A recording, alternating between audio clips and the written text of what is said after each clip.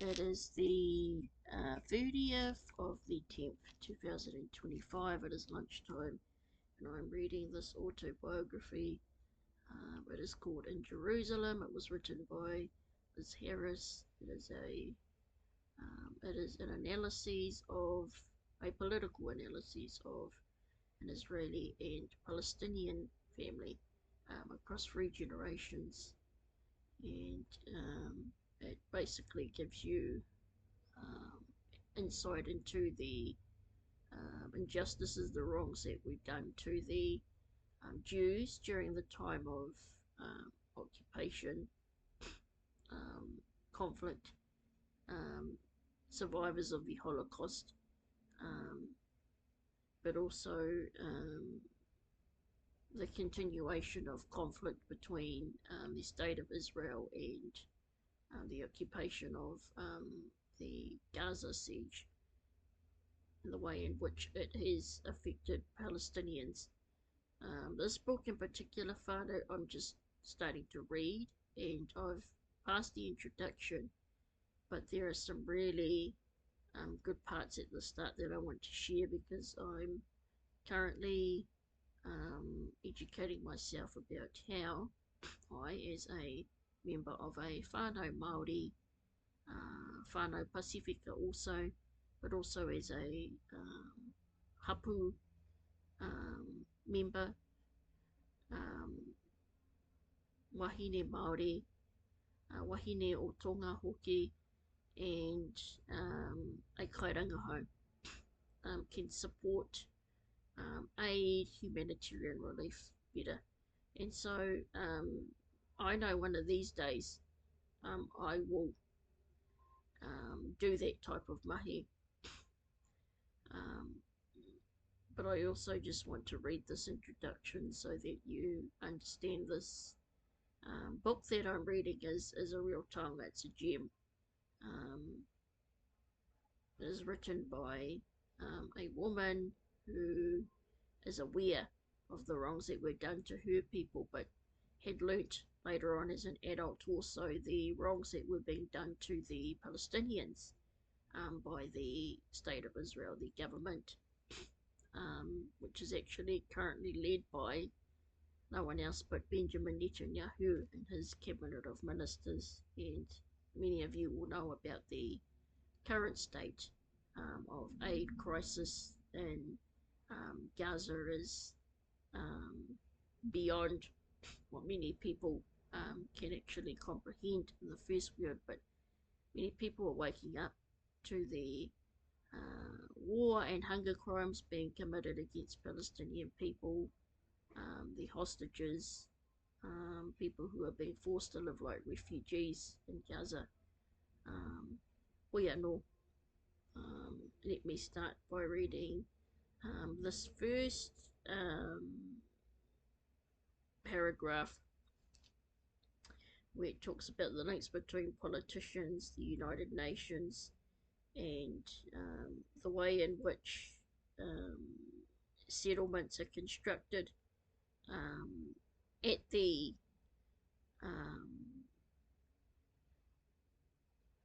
decision making of some very high profiling politicians globally.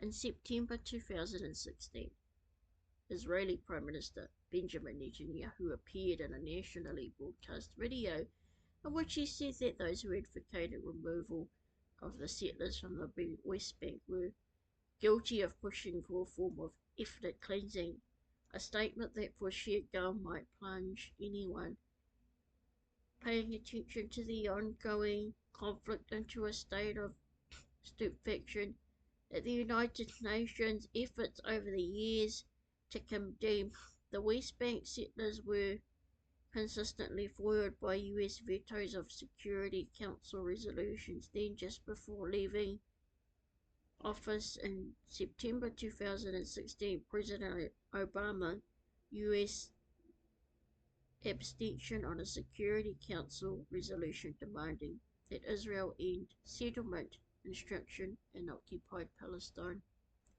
allowing the resolution to pass, the first such resolution to pass since 1980. The approach roads to the settlement, smooth as raceways, are highly restricted or forbidden to Palestinians. Palestinians are compelled to drive along far less direct and well-maintained ones, which is particularly maddening when emergency medical care is needed. Along with the settler roads came a complex sheltering infrastructure, police, IDF policies, public transportation, water and sewer systems, and post offices, all of which absorb many millions in state funds. The world has become aware, too, of the proliferation of unlawful outposts whose die-hard settlers with some regularity harass and attack local farmers. These outposts also require the presence of IDF soldiers, sometimes to serve as escorts for the school children, and plausibly an estimated 20% of the settlement will have to go if there is ever to be a two-state solution in Ramallah, along with the huge villas that mark the well-guarded part of the city where the Palestinian authorities pay government officials leave. There are scores of officers of non-governmental organizations charged with improving the health, education, and general welfare of Palestinians. The NGOs are the city's second largest employees after the PA, outside Nablus and AIM is associated in the west mainly with terror cells, but to Palestinians, the place where the best olive comes from, a mile after mile of terraced olive groves, a landscape of pastoral grace. You can usually tell when the house you're looking at belongs to an Arab by its black water tower, and when a group of Palestinian houses are built next to each other. The tanks dot their collective rooftop line like black chiclets. Sorry, I choked. Like black chiclets. The tanks are necessary because so much of the country's underground water has been diverted to the settlements. In general, it's been estimated that the average Israeli is allotted 3 times as much water for household use as the average Palestinian. That is so sad, but it is so true. And this is the reality, whānau.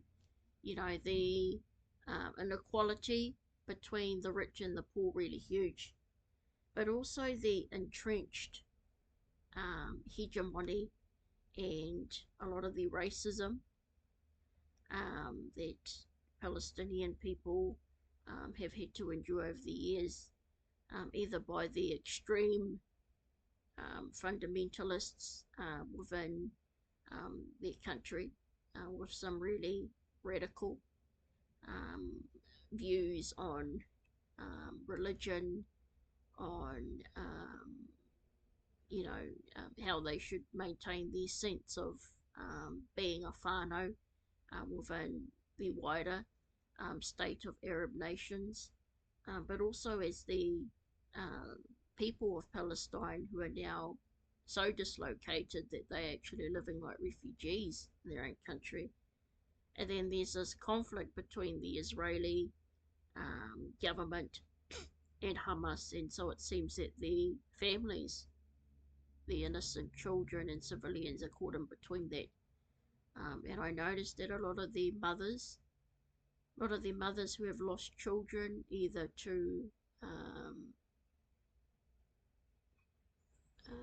Hamas or people on the side of the Israeli military force. But I've listened to some of the kōrero from these mothers, aunties, fathers, grandfathers, and they have absolutely no time, time for Hamas, and they speak of them in a very fearful way. And so I'm going to continue reading now. In the 2015 uptick of violence, attacks on settlers became more frequent, but suicide bombings and the threat of them have been rare since then. Knowledgeable students of the country's security history, including members of Shin Bet, Israel Internal Security Service, credit Hamas' declaration of a truce and the Palestinian leaders' decision to cease attacking Israel. Israelis at the 2015 Sharm el-Sheikh conference, Israeli security forces additionally credit the checkpoint system and the numerous military operations that have been initiated inside the West Bank, along with a not considerable network of informers for the strategic shift. Since 2000, the year the Second Intifada began, Israelis have been forbidden from traveling to the Palestinian ruled parts of the West Banks and discouraged from going to its other parts, and most Israeli taxi drivers are even reluctant to drive to East Jerusalem. I've heard so many great things about Jerusalem, and I would have gone there. I would have loved to visit, but ever since this, occupation, um, and just with the current situation in Gaza, it's unlikely I'll be going to Jerusalem. There is a street there named after the great Sunni Muslim military leader who was a very good friend of King Baldwin, the leper king. His name was Saladin, and I think there's a street actually named after him in Jerusalem, and I would have loved to visit because I really love the friendship, the comradeship between King Baldwin and the great commander Saladin. And I think that they were both a great living example of what it meant to be fierce defenders of your nation, but actually they were able to compromise at the same time because they knew that war would not benefit their people. And they had mutual respect, and they were very good friends off that battlefield. And so until, you know, this gets sorted,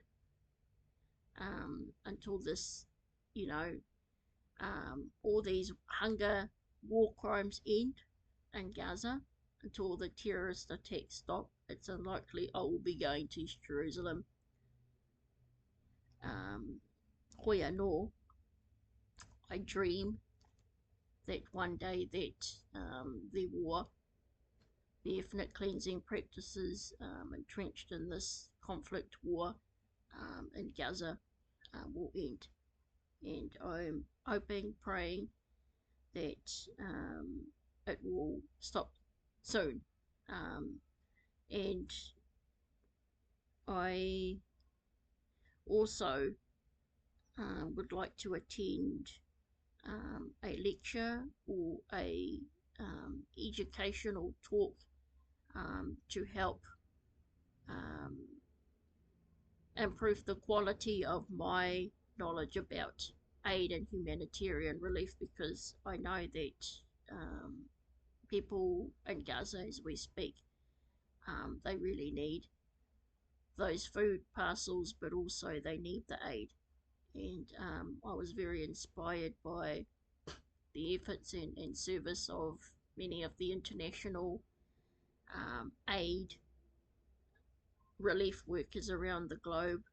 You know, you had the Jewish, Italian, and Irish community in America. You had people from as far as Scotland, Ireland, the UK, Australia, even here in little old New Zealand, Aotearoa, people who volunteered to help out with aid, volunteered to be aid workers, and I was very inspired by their efforts in their service. And so I have a dream that I will actually travel to Gaza to do aid,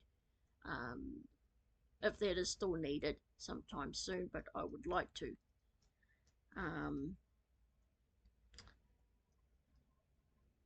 And while I'm here, whānau, I'm going to say I'm going to continue reading the rest of this chapter because I've gone off topic a little bit. Hoi anō. So in order to get to Ramallah, say, or Beirut to attend a lecture at the university, I had to find a Muslim West Jerusalem based driver who wouldn't be willing to drive me first to East Jerusalem. There I'd catch another cab to Wallandia checkpoint, gateway to the North and West Bank, and for Palestinians always a source of delay, misery and dread. Now, I've heard a lot about West Bank, and the situation there is, it's beyond sad. It's tragic, actually. But you know, I'm just getting the vibes from the author that East Jerusalem. Many of us have this kind of tourist destination, kind of rosy-eyed perception that indeed it is one of those places. Um, I can't even imagine what it looks like now, and what it is like for many people in West Bank. But as I mentioned, I think it's worth educating yourself about, um, and actually, Muslim people are some of the most generous people that I've met. Um, Although I don't come from a Muslim family, and I don't have greater access to the Muslim community. I've visited the mosque here in Manurewa, and I have the Te Reo version of the Kuranu Tapu that was gifted to me by the mosque here where I live. And as a Palestinian supporter from a whānau hapu Māori, Muslim people are some of the most generous people I've met. Um, and I think in order for us to strengthen our taha wairua karakia and many of the practices that we have exercised for many generations, or in my scenario, trying to recover, um, you know, it's good to know people from and be a part of the wide international community, because a big part of the reason why now I can reassert my hikoi, my reo, my tikanga, everything that I know as far as being a mokopuna, a wahine um, of a whānau and hapu Māori, is from being a part of the wide international community. And let me tell you this, the um, growing support that I see for Māori people, whānau Māori, our sense of wanting to be self-sufficient, independent, free from the shackles of um, welfareism and government state assistance, has been from a lot of the leadership, the advocacy, but I think things that people have already accomplished overseas, and being a part of that wider international community. And so I just want to say, whānau, that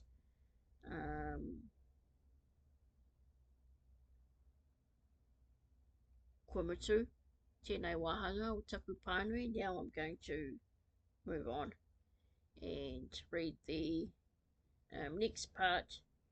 Actually, this should be the last page.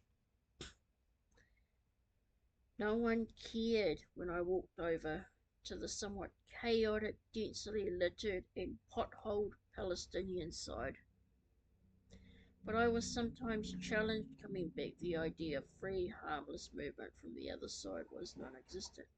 Past the checkpoint on the West Bank right side, a robust trade of fruit sellers and young boys hawking cold drinks flourished on the margins of the approach road. Alongside a rogues gallery clump of taxi drivers awaiting passengers and calling out to potential customers. I tried to pick my driver carefully because I wouldn't be altogether dependent on whomever I choose.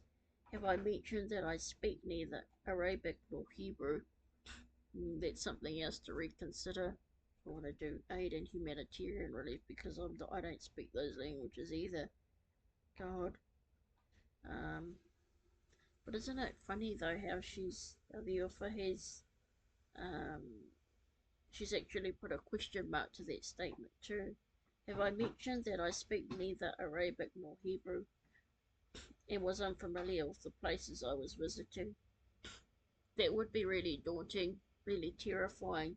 And again, this is why I have so much respect for the aid humanitarian relief kaimahi, because they gave up their time, their health, their finances voluntarily without government assistance to go on a vessel, a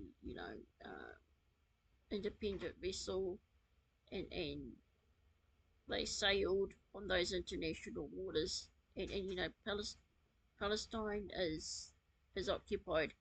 It has been occupied by Israel for decades, and so the ongoing conflict between Hamas, the Israel Defense Force, but also just the prolonged um, breaches of ceasefire, the peace deal by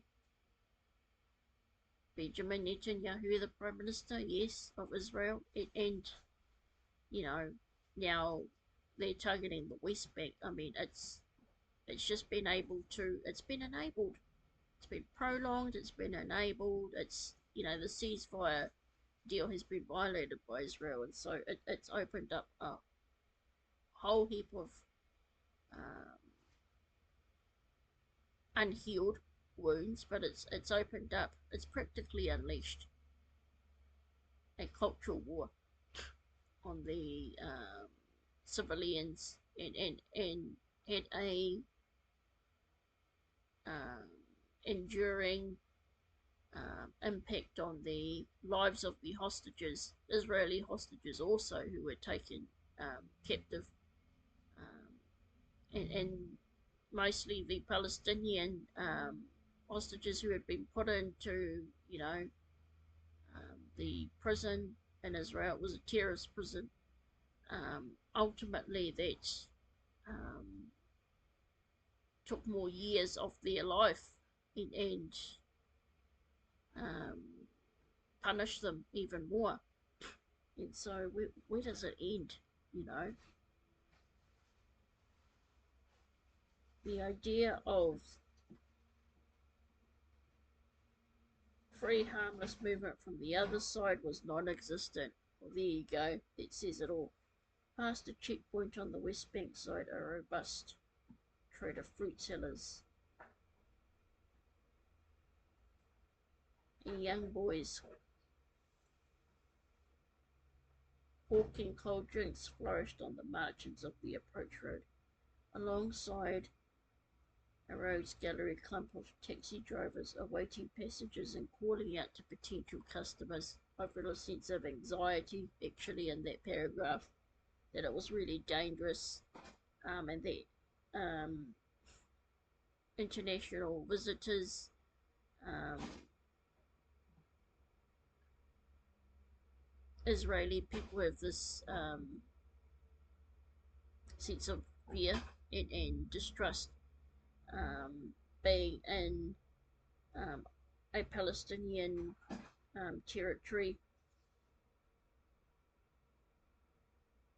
You know that because she's referring to it as the other side. Um, the other side is the dangerous side. So I can't even imagine, because I don't have any kinship ties. No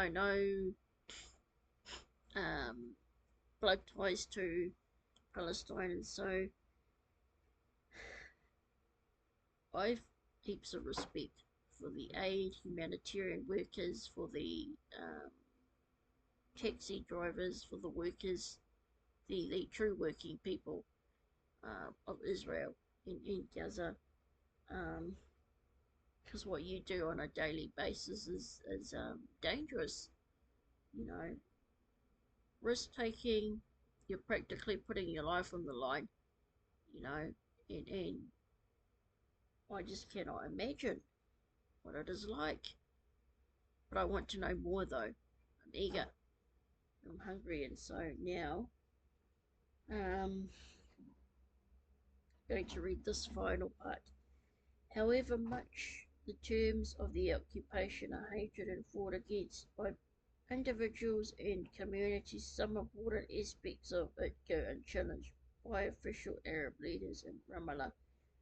The West Bank is divided into three zones established by the Oslo Accords, which were considered an interim arrangement that was supported to expire in May 1999. Well, Area A is theoretically under the civil and security supervision of the Palestinians, though there are consistent IDF incursions into it that cause riots and make the Palestinian security forces look like collaborators. IDF, not a fan, don't like them. In all honesty, I think that they're worse.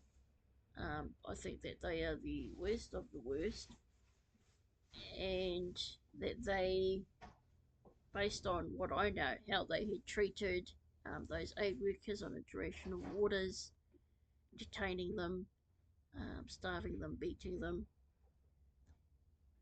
even making Greta Thunberg pose with the Israeli fleet, that to me says enough. And it's not just media sources that had confirmed that. We know directly from the mouths of the aid humanitarian workers that they were treated appallingly. Not even like, like an aid worker, they were treated like terrorists, even told that they were terrorists. So I don't have any respect for IDF.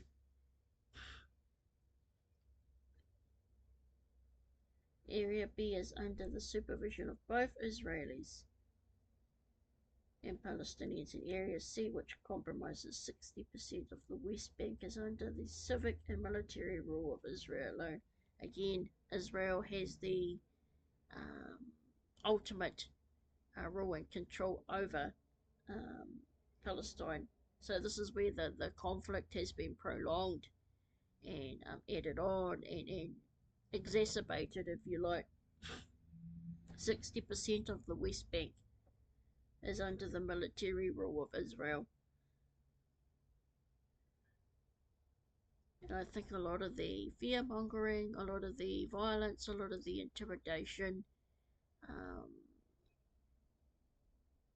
towards the civilians, you know, mothers, fathers, grandparents who have lost their homes and their children as well, as a consequence of the amount of unlimited military rule Israel alone has over the West Bank and that strip of land, what remains to be Palestinian territory, is also under surveillance by Israel alone. The part of the agreement wasn't honoured. Most of Area C has been slowly annexed by Israel. And President Mahmoud Abbas announced in 2015 that the Oslo Agreement was effectively dead because Israel had not lived up to its promises. Many people expected this arrangement to end, but so far it hasn't, possibly because along with the zones, the President and the Palestinian Authority that Abbas heads, which were created by Oslo, would also be no more. A new municipal action plan for the fall of 2016 was cancelled. Travelling between the zones could have been majorly confusing since there wasn't always clear demarcations for them. I only occasionally glimpse them. That is so sad. Oh my gosh. I've got to consider a lot. Many people who would consider even wanting to volunteer to provide baby formula and all the necessities that have been taken for granted and exploited in the First World Order, especially amongst the elites, if you like. But in the First World, taken for granted. Many of us would need to consider the political and social frictions within Gaza but also to give it a bit of cultural context as well, the language and cultural barriers that we would have to deal with, you know, um, and much needed, a much needed wānanga, I believe, and kōrero would need to be pre-planned, discussed, so that volunteers for aid and humanitarian relief are secure, you know, not familiar but secure, um, to do aid and humanitarian relief. And if you're a visitor, if you're visiting Israel, for example, you would be very self-conscious about um, where you would visit. Um, but more importantly, people who are not impressed, which is practically half of the world, of Israel's government and the situation in Palestine, would not want to go there in the first place. And so I'm one of those people.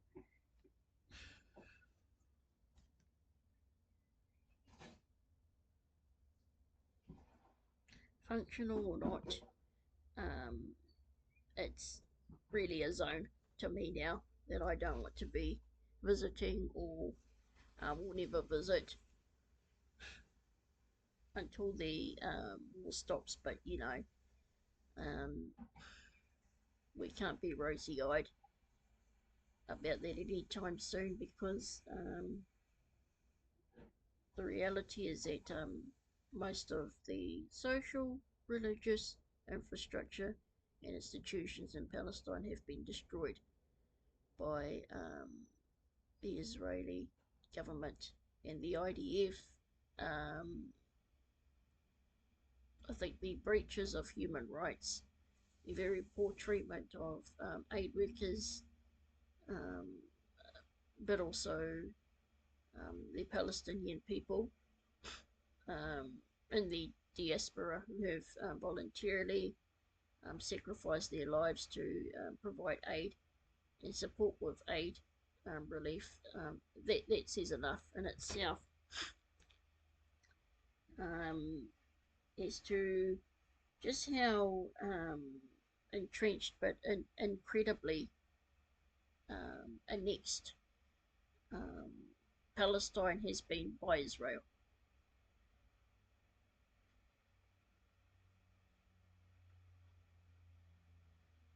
So, Itefana, I just want to thank you for joining me for this much awaited kōrero.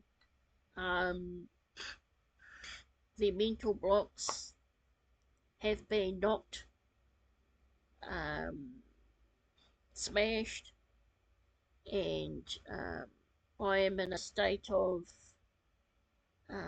wanting to write now. And so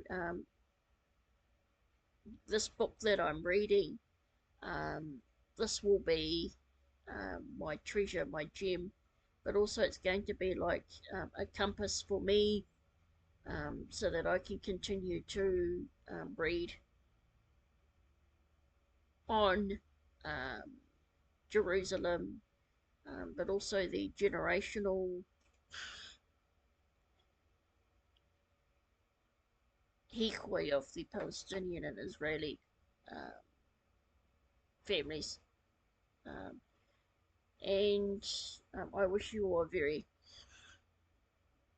very good day.